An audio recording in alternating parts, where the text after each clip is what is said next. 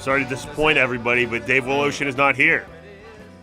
Do you think people are disappointed, Bryant? Probably. It's madness time. I think so. I mean, They want to hear we're about... getting amped up about the Tigers tomorrow night? But you'll be pleased to know, as a listener, that I did my preparation today to talk about college basketball, and specifically the Memphis Tigers, because I know that's what is on everyone's mind today. Right. It's a tongue twister. I'm Jay Morgan Harder, and Bryant Dacus is here, too. Greetings. Bryant... you excited about March Madness? Oh, can't wait. Well, it's maybe the best month of the year, and that's not just because my birthday's in the month, but it's tomorrow. It's tomorrow. That's correct. We're going to throw a party? And tomorrow is, yes, actually, because tomorrow is St. Patrick's Day, so it's very easy to throw a party. That's right. Green beer. But I'll tell you, it's on behalf of you. I don't care for the colored beers. Never had one. You know what I mean? Or people will color meat too on St. Patrick's Day. Gross. Like green meat. I've had green eggs just and food ham. Coloring. You have? In elementary school, they did a green eggs and ham day, and so all the eggs were green. Wasn't a fan. As a reference to the famed Dr. Seuss book. Correct, but I also don't like green things, so I wasn't a fan. You don't like vegetables? Mm-mm. Asparagus, broccoli. I was going to tell you this off air, potatoes but vegetables. Now since we're talking about this, I guess I'll just say it on the air. Please do. Went to a restaurant the other day with Melinda, my girlfriend, and ordered a chicken sandwich, kind of a healthier restaurant. Ordered a chicken sandwich. It came with pico de gallo on it and almond, cashew ranch. Pico de gallo is not a vegetable. I asked for no pico de gallo, no cashew ranch. It came with pico de gallo on it. I ate it anyway. It's not a vegetable. It was good. It's not a vegetable. Yes, pico de gallo is very good. It was good. How did you know you didn't like pico de gallo? I just never had it before. It looked gross. And you never tried it. Right. It's got green things in it, So can't judge a food by the way it looks, Bryant. Can't judge a book by its cover either. Certain cultures, they'll use every part of the animal. None of it goes to waste. Mm-hmm. And I think that when you make food, you make it to taste good. No one's making food that tastes bad. I learned that. That's what you told me before. I learned that from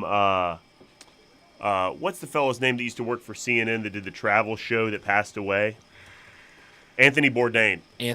On his show Parts Unknown, because he's a famous chef from New York. Right. And he would go around and talk to other people and eat food and drink wine and beer and stuff like that. And different stuff. Yeah, whether they be, it could be anywhere. He goes everywhere. And I learned, that's kind of what opened my eyes to I need to try all types of food the way the chef prepares it, because they're not preparing things that taste bad. It's a certain taste palette they're going for. When you go to a certain level of restaurant, it's not like Chick-fil-A. Well, maybe even Chick-fil-A. I love Chick-fil-A. You do. You eat it every meal. All right, let's start with the Grizzlies, and then we'll go into the college basketball for the rest of the show. Does that sound like a plan? Sounds like a great plan. This is what we call a live production meeting on the air. Yeah. Because we didn't cover this in our 6:30 a.m. meeting this morning. So much has happened where we prepare for not only this show, but also sports time at 3 o'clock. Yeah. And John Harden show. John Harden was here, too, early at 6:30. So was Brett. And so was Brett, and we're all just preparing for the shows all day. Happens at 6:30, and Brett and Greg and Eli are already on the air, so they don't get to join our meeting. So their meeting their meeting's at 4 a.m. You can't even think about how early that is.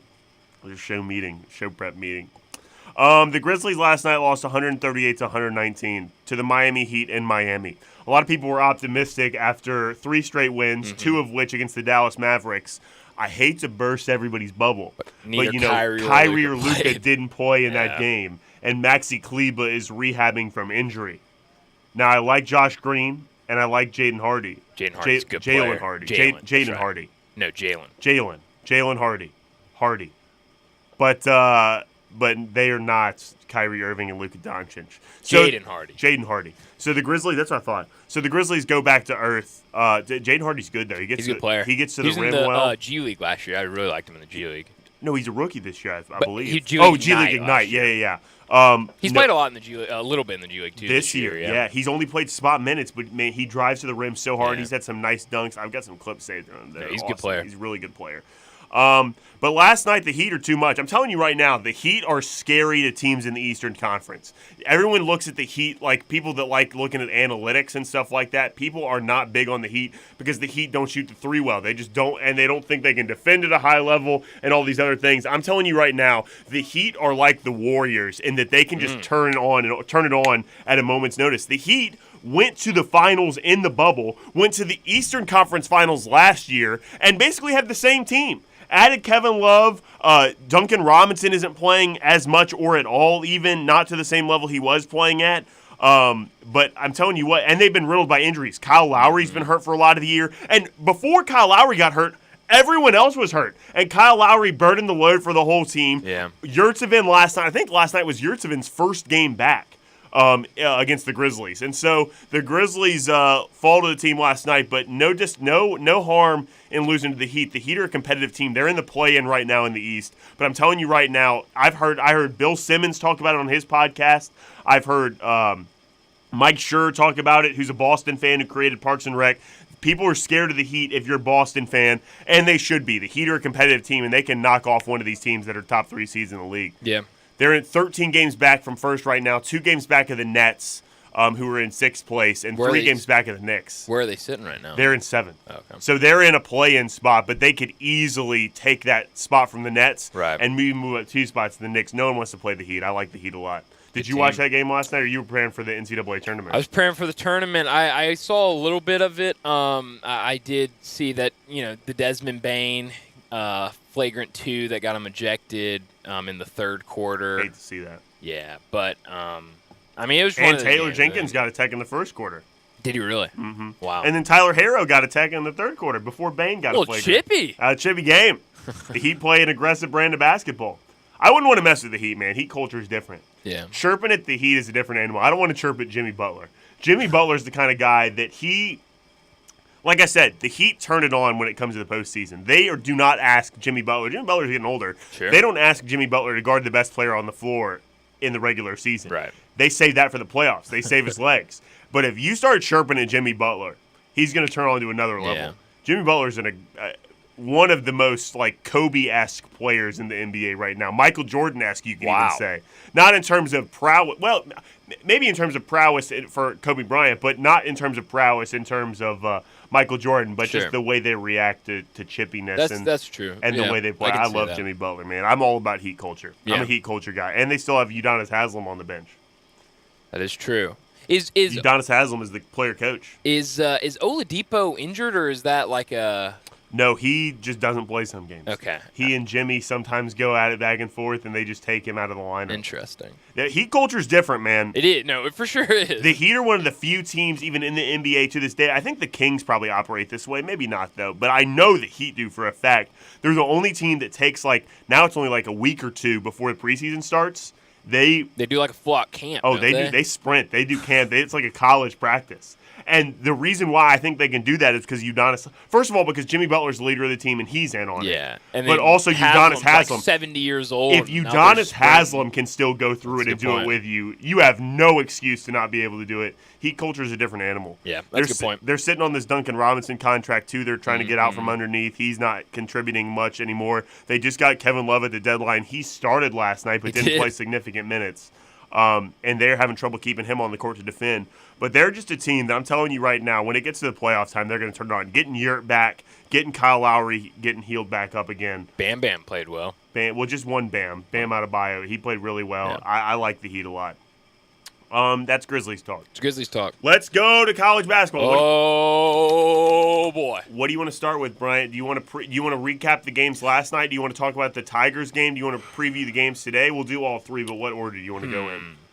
You want to just start? Should we go in order and talk about the games last night? Sure, first? Let's go in order and start with last night. Fairleigh Dickinson, because you watched the games. I admittedly did not. I watched both games. Fairleigh Dickinson and Texas Southern. Fairleigh Dickinson. How Dickinson are they? Fairleigh. They're just Fairleigh Dickinson. They dominated that basketball game. Deservingly so. Texas Southern's lost 20 games, right? Not a good team. Probably shouldn't have even won their conference, and they just had to put them in there because of the, conference championship qualifier. But yeah, Fairleigh Dickinson played well. They played fast. They looked like a good team. I don't know how they'll play against Purdue, but I'm excited to see. Did you see their coach after the game?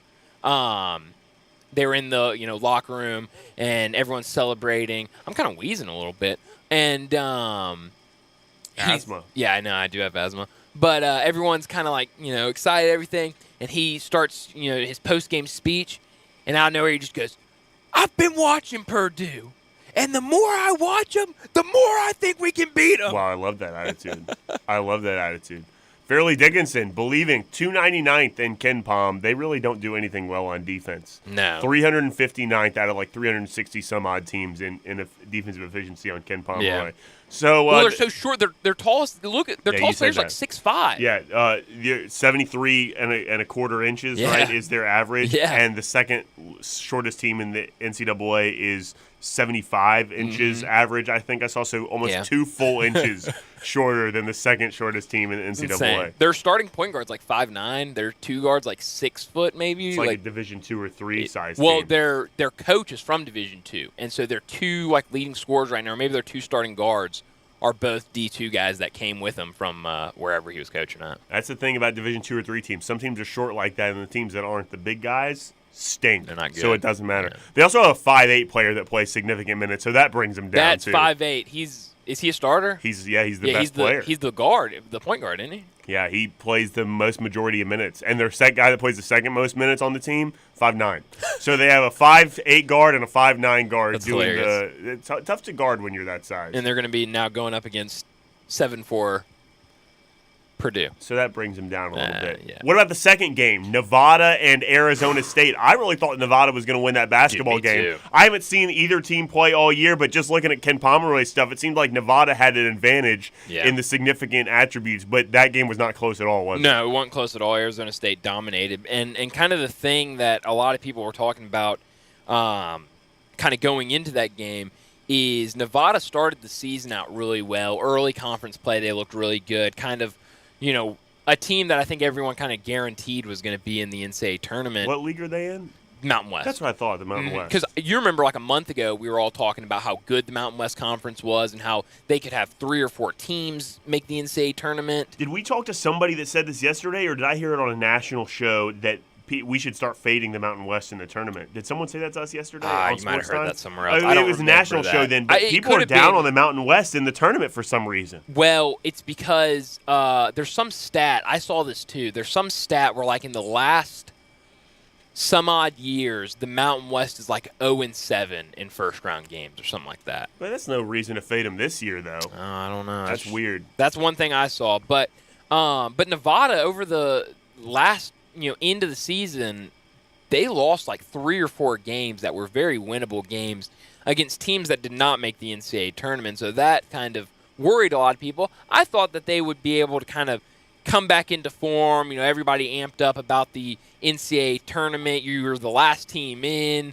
A lot of people thought you should be out. So I thought that it was going to be kind of like a prove-it game. And it was not. And Arizona State dominated. They didn't prove anything. They didn't prove anything. In fact, they might have proved the opposite point than the one that they deserve not to be in the tournament. That's right. But that's a tricky situation then because Rutgers lost to Hofstra in the first round of the NIT. How about the Doors then? Yeah, the Doors. The Doors are winning. You're big on the Doors. They play Saturday against Michigan. Saturday morning. It's like an 11 o'clock tip. Really? Mm-hmm. At Michigan or at Vandy? I should have known that. That's a great question. I have no idea. They're a 2 seed, so it has to be at Vandy. You say that, but Oklahoma State was a 1 seed, and they played at Youngstown State last night. So I don't understand. Is that because they're hosting? I don't know if they are or I not. think Are it's they like hosting a women's or men's tournament game region? That could be. I have no idea. But it's probably at Vanderbilt, if I had to guess. Michigan, Vanderbilt, it says, is the home team here, but it doesn't, like you said, it doesn't mean, but if they're the home team, it has to be It'll there. be at Vandy. So that's good for them. What do they call it? Memorial Magic? Well, that's not the name of the arena, but no, but that's what they've been saying. They have Memorial Magic. That's been their little catchphrase, Memorial Madness. One of my buddies is on staff. Or Magic. One of my buddies is on staff at Vanderbilt, and he grew up in New York. And I know how much he would enjoy going to play in the Garden if they make it to the. Oh yeah. No, it's not in the Garden anymore. It's in Vegas. What? Yeah. What a disgrace! Yeah, I know. How long has that been the case? I'm pretty sure this is the first year. If this isn't the first year, it's the second year. But I'm pretty sure it was in the Garden last year. What's the thought process behind that? we can get people to gamble on it if we go to Probably. Vegas? That's stupid as hell. I don't know. Oh, it might be because there's tournament games in the Garden. Do you think they moved it for just this year? I don't know. I mean, the NIT's been at the Garden for such a long time that, like, you feel like you'd be able to somehow work it out. And next week games are at the Garden, and the NIT wouldn't be there for 2 or 3 weeks. Wow. Okay, so this is old news here. Let's see what date this has. March 24th, 2022. So this is a year old news. Yeah. The NIT's college basketball oldest tournament and second in importance only to the NCAA tournament. It has taken place at Madison Square Garden since 1938. For decades, the venue hosted every single game of the tournament, but that stopped in 1977. Since then, MSG has hosted the semifinals and finals. I thought they were going to tell me why it's not there anymore. But it doesn't seem like it's going to do that. It doesn't. Huh. Well, all I know is it's in Vegas now, for whatever reason. But that's probably enough NIT talk, unless you have anything else to add. No, well, they said, I saw on the thing, it's going to stop until a certain time period. So I guess they made a deal with Vegas for a certain amount of time. Interesting. It doesn't say how long that time period is. So I don't have much information on that. Oh, at least for the next 2 years. Okay. So they have 2 years of going to Vegas, and then maybe they'll go back a triumphant return to the Garden. Ooh, that's a great idea, too, is to build up the people starting to care about the NIT. And then once people realize that they're not in the Garden anymore and they get upset about it, and then they can make a triumphant return. I feel obligated to say before we move on to the next aspect of college basketball here, because all the texts we've gotten for the last, 24 hours or so have been all about this topic. Ja has an 8-game suspension. He's supposed to be back Monday. He might be back later in the week. End of story. Yeah, all that's right. about it. So you can't say we didn't talk about it. I was going to ask if you want to talk about it a second ago, but Not particularly. Figured you probably didn't. Not particularly. Yeah. It's been talked about ad nauseum at this point. We kind of knew that was going to happen. We knew he'd already been suspended. We knew the NBA was probably going to suspend him a couple more games. You know what's fascinating about this story? What's fascinating? We only have 2 minutes left in the segment, so I'll talk about this. You know what's fascinating about this story? Sure. How everybody thinks they care about it. And care about Ja as a person and his well-being. What if Ja played in Portland? We wouldn't care about it. We wouldn't care about it at all. You Just wouldn't care it's our about guy. You wouldn't care about Ja the person. In fact, if Portland was the 2 seed and the Grizzlies were the 3 seed, you'd probably be happy about it, and you would ignore the fact that he was out as an excuse for why the Grizzlies would move up. I just find it interesting how we arbitrarily think we care about these people when really just we care about the laundry that they wear, and we really don't care about the people whatsoever. It's our guys. Our boys. Yeah. Well, I was thinking about that when he first got suspended because they had the first game back, and obviously Ja wasn't playing. T wasn't at the game. I think Kenny Chandler's dad sat in their seats or whatever. And that's what I was thought. Like, it's like everyone loves Ja and loves T, but like, what if in a couple of years they got moved somewhere? You say nobody would care. You say everybody likes Ja and likes T, but well, I mean, they were throwing rocks at literally every aspect of the guy and his life. You're right. At the first opportunity. I should say, it seems like most Grizz fans care about Ja. Nobody gave the kid the benefit of the doubt in any regard, No. and instead decided to tear down his entire life and diagnose the problems and what's going on. Not that I condone his behavior at all. It seemed like a lot of people were pretty quick to start throwing rocks at those things. Very quick, instead of giving him the benefit of the doubt. But they care about him, though, genuinely. Right. They care about Ja Morant, the person. They don't just care about him because of the laundry he wears on the basketball court. Yeah. That's just one man's opinion, though, and I'm only 28 years old, so I don't know much about anything. Back after this. Add a little fun to your lunch break. Join Johnny Radio for Sports 56 Happy Hour from 11 to 1 every weekday on Sports 56 and 98.5 FM. Hey friends, it's Bill Russell at Russell Brothers Fine Jewelers. And unless your lady has a birthday coming up or you have an anniversary on the horizon, you might not need to come see us at Russell Brothers. But if she hasn't had her rings checked and cleaned in a while, you do need to come to Russell Brothers. We're always happy to check for bad or missing prongs on her diamonds and other gemstones, and it's always our pleasure to clean her jewelry and make those beautiful gems sparkle like they did the day she first wore them. And none of that costs a penny.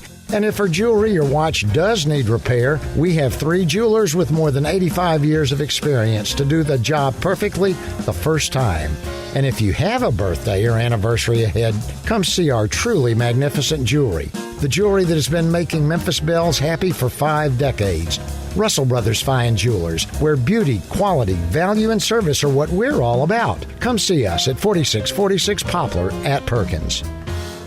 Add a little excitement to your sports watching experience by betting on all the action on FanDuel Sportsbook. There's a reason why FanDuel is America's #1 sportsbook. Their app is simple to use. They've got great odds on all different betting markets, unique, fun bet types like same-game parlay, and exclusive always-on promotions such as enhanced odds boost on the biggest events to let you get more action out of every game day. And if you win, they even get you your winnings safely in as little as 24 hours. If you've never tried FanDuel Sportsbook, what are you waiting for? Go to FanDuel.com, Sports56 promo code to get in on the action, all on an app that's safe, secure, and super easy to use. Just go to FanDuel.com, Sports56 to join now or sign into your FanDuel Sportsbook account. Must be 21 or older and present in Tennessee. First online real money wager only. $10 deposit required. Refund issued as non-withdrawable. Bonus bets expire in 14 days. Restrictions apply. See full terms at FanDuel.com/sportsbook. Gambling problem? Call the Tennessee Red Line at 1-800-889-9789. This is an important notice to consumers facing $10,000 or more in credit card debt, medical bills, or other unsecured debt. You may not be required to pay it all back because there are special programs now in effect that will significantly reduce the amount you will owe if you qualify. This is not bankruptcy or a debt consolidation loan. These programs, which the credit card companies like to keep secret, exist to aid American consumers struggling with overwhelming credit card debt by offering tremendous savings and real debt relief. Accredited Debt Relief has established a special hotline for you to call and learn what savings you qualify for. They've helped qualify consumers with over $1 billion in debt and are A+ rated with the Better Business Bureau. So don't wait. Get the relief you need during these hard economic times. For this free information, call the Accredited Debt Relief Hotline now. Call 800-585-8282. 800-585-8282. That's 800-585-8282. Once in a while, we hear about something new that's actually good. One of those things is Sunrise East on Poplar. All the great things you expect from Sunrise on Jefferson, just further east for those of you that can't get there. Perfect breakfast and lunch served fast and fresh, made just for you with the care of people that care. A chain restaurant isn't going to have a staff that genuinely care about your happiness. You can go anywhere for lunch or dinner, but if there are 2 Sunrise locations, why would you go anywhere else? Homer Skelton Hyundai Genesis in Olive Branch has an offer you can't refuse. They will pay you to do business with them if you want luxury. And I'm talking the Genesis G70 car. If you would love to have that kind of new technology, they will give you a $1,000 rebate when you finance with Genesis Motor Finance. In other words, they'll pay you $1,000 to do business with them, and you get brand new luxury. You can't beat it. That's Homer Skelton Hyundai Genesis, right at the corner of Craft Road and Highway 78 in Olive Branch. Homer Skelton Hyundai Genesis in Olive Branch, where customer retention is amazing. There's a reason. They take care of you with a team that's been together for a long time. Whether it's finance or whether it's service, you can't beat them. Homer Skelton Hyundai Genesis. I know you're thinking about pools and patios right now. Don't deny it. They're on your mind. So it's a good thing that Family Leisure is having their pre-season patio and pool sale. It's like they're mind readers. You can buy now and save big with the area's largest selection of patio furniture. You want free layaway? Done. You want special financing? Done. You want to be ready to enjoy your backyard just as soon as spring hits? Family Leisure has you covered. Patio and pool season's not that far away. So now's the time to take advantage of this fantastic early bird pricing special. Now here comes the really special part. If you mention this commercial, you get half off delivery and installation. I'll let that sink in for a second. You heard me right, my friends. You mentioned this very commercial, and Family Leisure will give you half off delivery and installation. The preseason patio and pool sale is happening now at Family Leisure, Witten Road at I-40, where family and fun come together.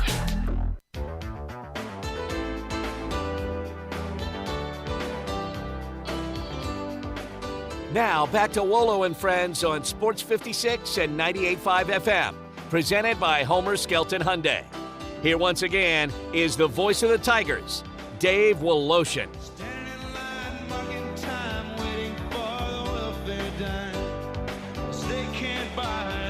Dave out. He's sick. Hopefully he feels better before he has to call this game tomorrow. So. Memphis and FAU. It's going to be a good game. Sure is. We're going to break down all the NCAA tournament that is happening today and the Memphis and FAU game here in a minute. We just talked about John Moran if you were going to the break. And one more thing struck me while we were just literally like 5 seconds before we came back on the air. We were going to go all in with the tournament here. And then I was walking back in here and you said, I want to talk about Ja just a second longer. I don't have a lot of opportunities to say what I want to say. Please. And nor do I always have the inclination to want to say what I want to say. But I got one here. I think so. John Morant did an interview yesterday with Jalen Rose that I saw a little bit of this morning. And I really, great that he's coming back. Sure. Great that all this is going to be put behind him for the Grizzlies' sake.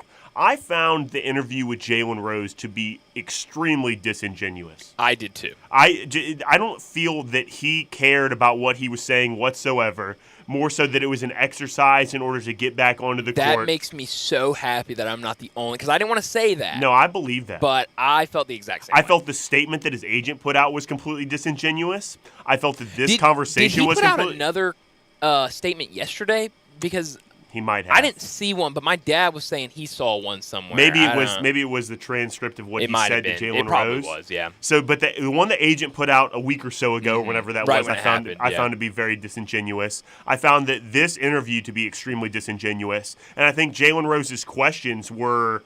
I mean, he absolutely had no follow-ups on something significant that he was saying.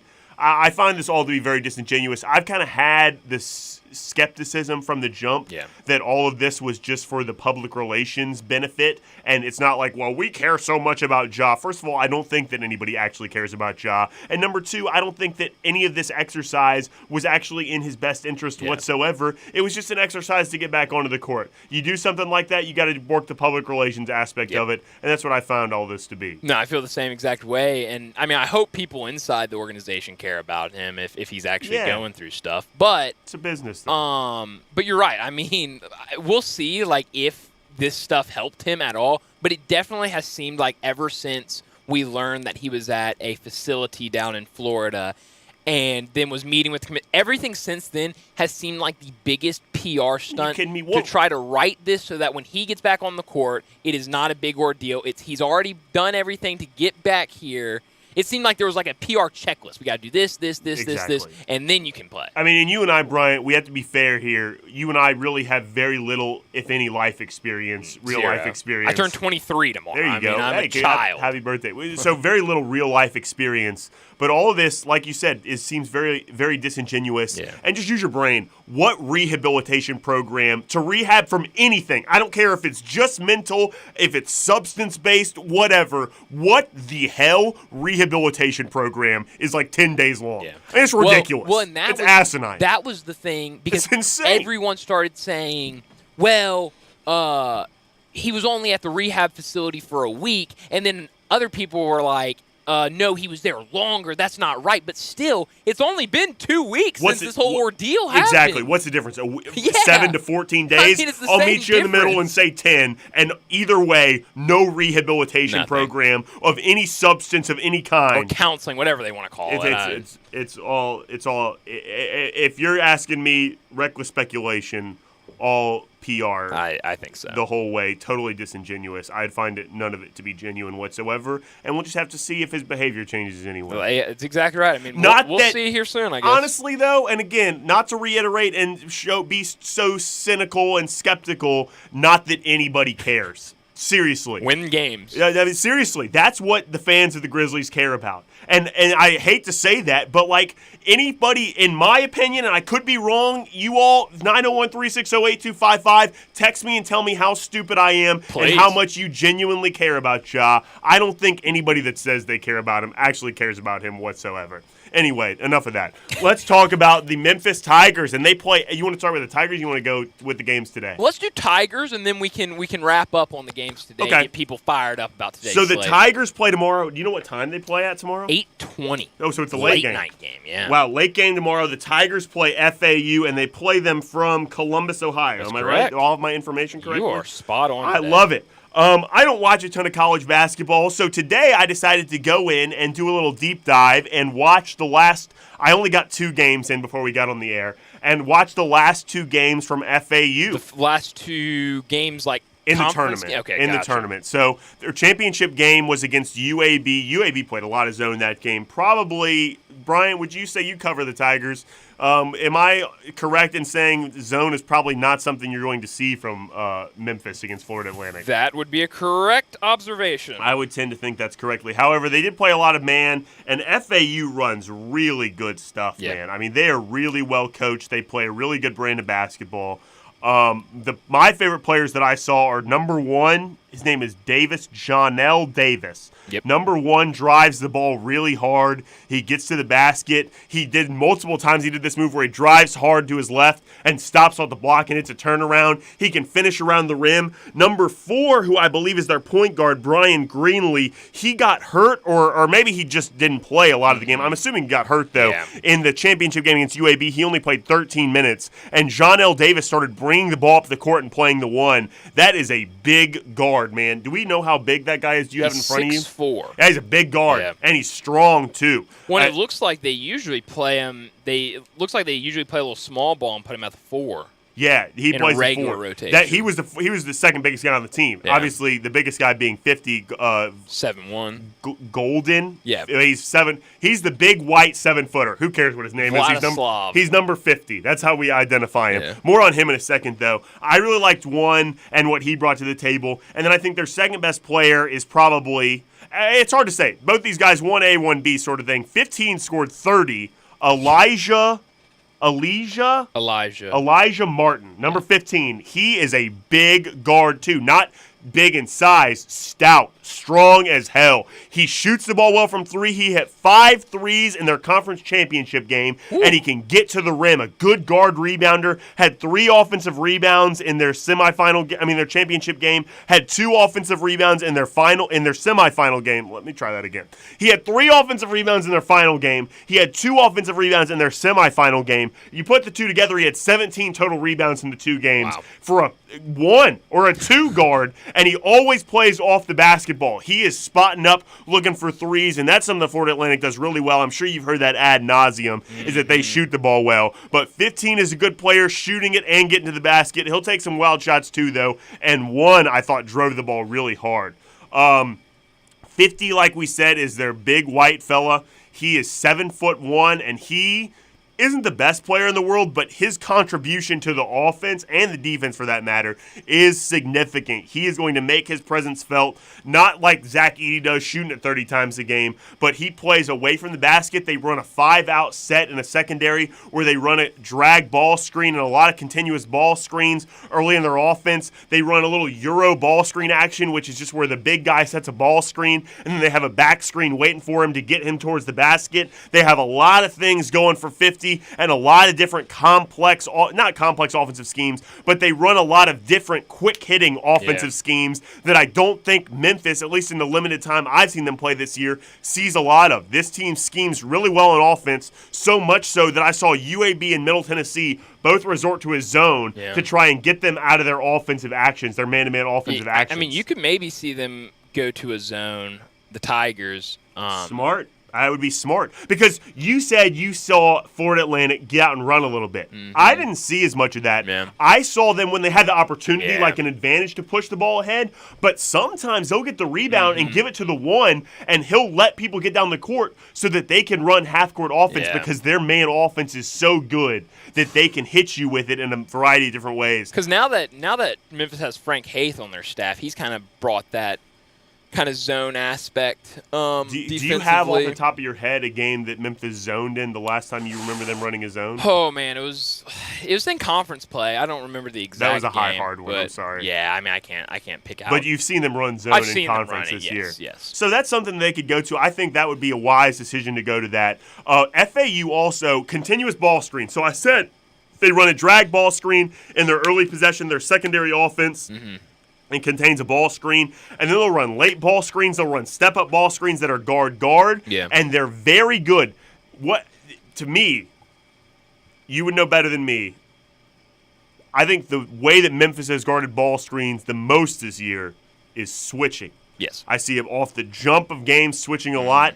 They switch a lot. They rely on their athleticism. FAU was really smart at identifying switches. And maybe Memphis has a roster and a team that is better suited to guard every position off the switch. But I'm telling you right now, Florida Atlantic got really smart switches. They created space off a switch. When they saw a switch they liked, they either took advantage of it in an isolation opportunity or took advantage of it in a post-up. They were quick to identify it, and furthermore, they were quick to identify help. Every time you helped and scrambled out, Florida Atlantic found the best shot. Every time they set a ball screen and you doubled the ball screen or blitzed the ball screen where they double team, they identified where the help was coming from immediately and made that pass. Saw it multiple times in those two games. FAU is smart, man. They are not a mindless college basketball team. They don't always take the best shots, but this is one of the smartest college basketball teams I've seen all year, and they have 31 wins to show for it. This is going to be a tough basketball It's going to be a tough game. I think you said it's good team, smart team. When you watch those two games, how'd they look grabbing the offensive rebounds? I don't think they notice grabbed any? a ton of offensive 15 guard rebounding, they crash hard. 15 in particular. Well, because I was looking at the numbers just a second ago, and it looks like it's more surprising. And they don't let you get offensive rebounds, by the way. Interesting. I think it's more surprising to me just because of their size. I mean, outside of their 7'1" guy, their second tallest player that they start is 6'4", we said? Yeah. So, but it looks like they grab about 10.5 offensive rebounds per game. So they don't rebound at a high level offensively from the post position because their posts are playing away from the basket. They're 5 out a majority of the time, and they'll set that ball screen, and then someone will get downhill going. But their guards crash hard, and that is a tough. If you are not ready to deal with that, equipped to deal with that, if that's not a point of emphasis, it has to be a Memphis point of emphasis. Got to be. Because if you don't box out those guards, they'll grab those rebounds on you. Because they have a 7'1" guy that your post player has to contend with. Yeah. And so you definitely are going to be boxing him out. But if you don't box out a guard, they'll get a guard rebound and get it on you. 15, I'm telling you. 15 is their best three-point shooter. He was 5 for 10 from 3 in their championship game, but he was just as much of an imposing presence, not only driving to the rim, but being physical inside, posting up smaller guards, grabbing offensive rebounds. Those are guys to contend with. So we mentioned 15. 1 is my favorite player I saw, a big guard, physical, getting to the rim. 50 is their big white fella. 3 is their big coming off the bench. I think Memphis can take advantage of that guy. Yeah. I don't know how. Maybe keeping DeAndre in the game to play big minutes. I think they can take advantage of number 3. And then 12 is their backup point guard. I liked a lot, although he did not make a shot in the championship game. But I thought he played a lot. He didn't make a shot in the semifinal game either, but he passes the ball well. He's a good little point guard. 50, he's Red Raider. Former Red Raider. Yes, that's correct. But at Texas Tech. He went to Texas Tech. Mm-hmm. All right hand. I did not see him take a shot with his left hand. He faked going left a couple times, wouldn't do it, refused to do it. Memphis players, if you're listening, that big 50 kid, all right hand. That's the only thing you have to worry about. Make him go left, certainly.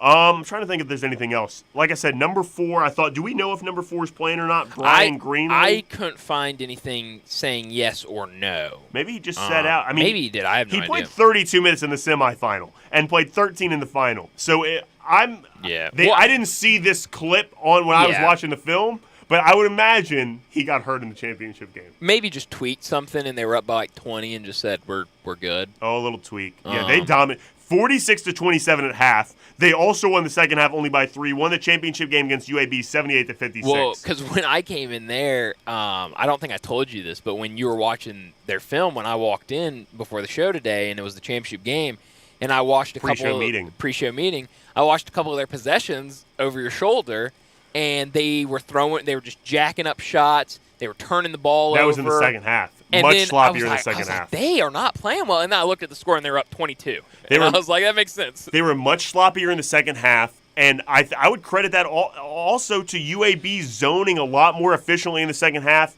and Florida Atlantic's first goal. So UAB was in a 1-3-1 defense that Kermit Davis actually, I'm going to say he pioneered it. He was the first person I ever saw do it at Middle Tennessee, where they want to run a 1-3-1. And when you throw it to the left corner, if you're facing the basket, when you throw it to the left corner, they transition into a man.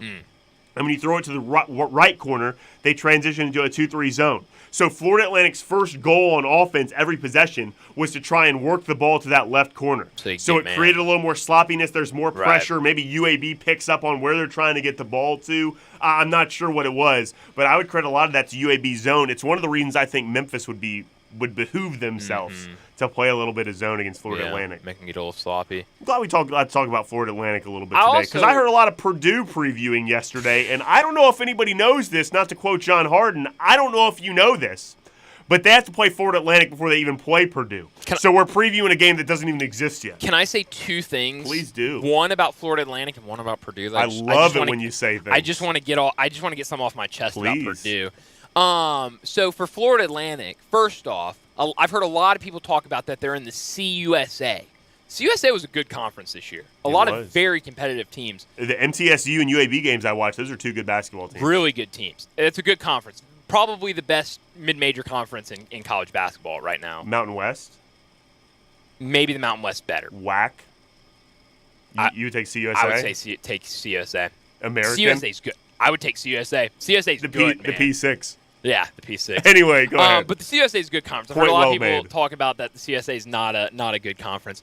About Purdue, I've seen a lot of people say, well, they looked terrible in the Big Ten tournament, and that should make you feel good if you're a Tiger fan. Sure. But here's the difference. Those three teams that Purdue played in the Big Ten tournament, that was the third time playing them this season.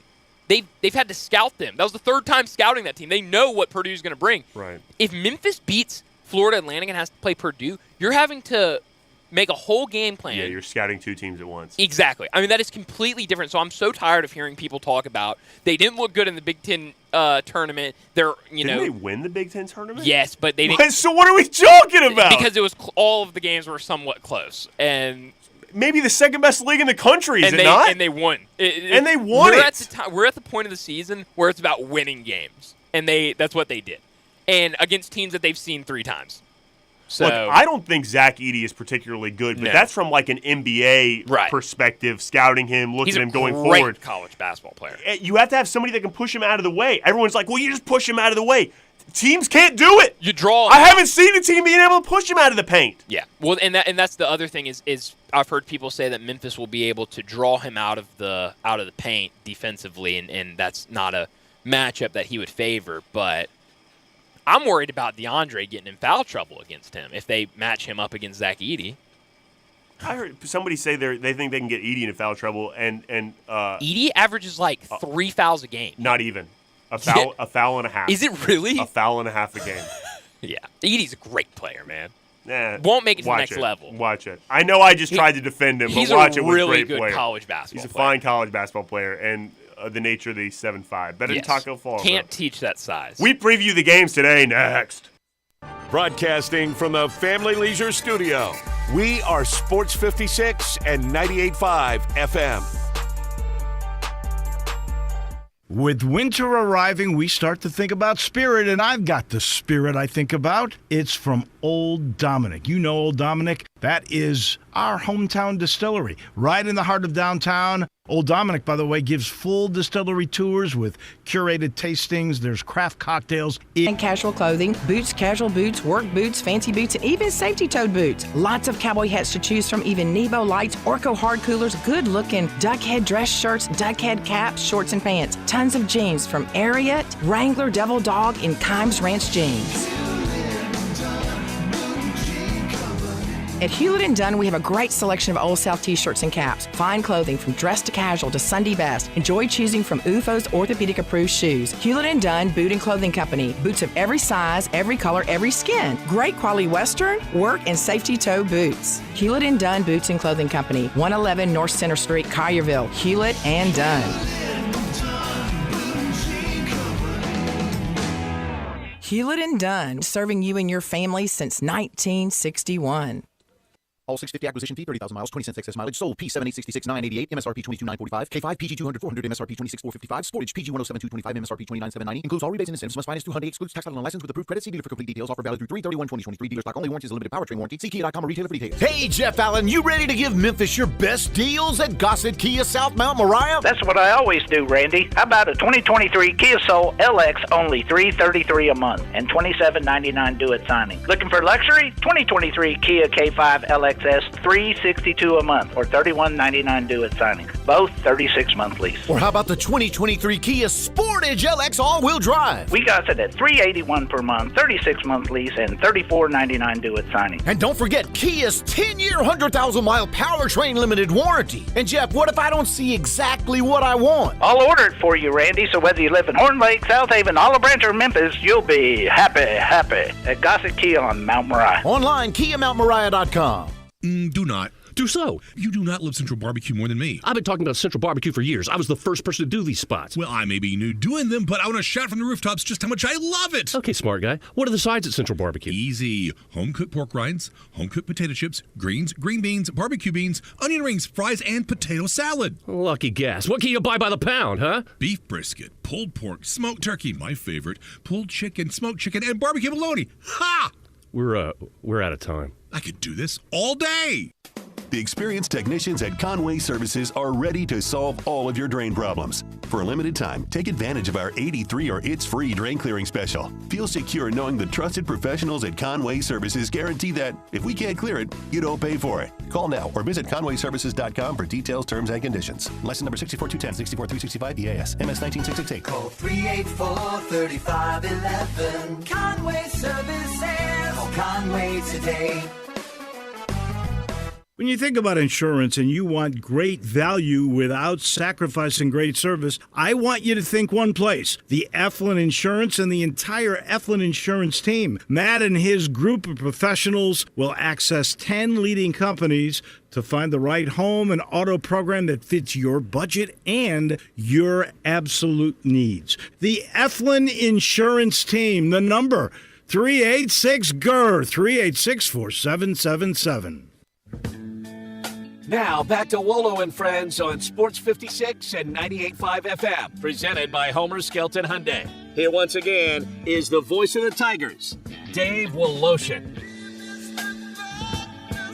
Sorry to disappoint you, but Dave is sick today. He will be back. Hopefully he'll be able to join us tomorrow. He'll be out tomorrow too, but he was planning on joining us in the first segment. He might be sick, though. We'll just have to play that by ear. Anything he has to do to make sure he's ready for that big call tomorrow. Big game against FAU. We just broke it down. We now are going to talk about all the games tipping off today, starting with the one at 11:15 here from Birmingham at the BJCC, the Legacy Arena. West Virginia and Maryland Bryant. West Virginia, not a great league record. They won their game in the SEC Big 12 Challenge. They turned it on a little bit late. Tell me about this game. This one's, I think it's going to be a rock fight. I think you're going to see West Virginia turn on that West Virginia defense, Bob Huggins. And I don't know. I think West Virginia, what's like a 3-point favorite? I have 2.5. My mic was already on as I hit my bell. It's okay. I saw that is the most bet spread of any games today. People taking West Virginia? West Virginia -3. How about this? Do with that information what you want. Greg Peterson has Maryland favored by 2.5.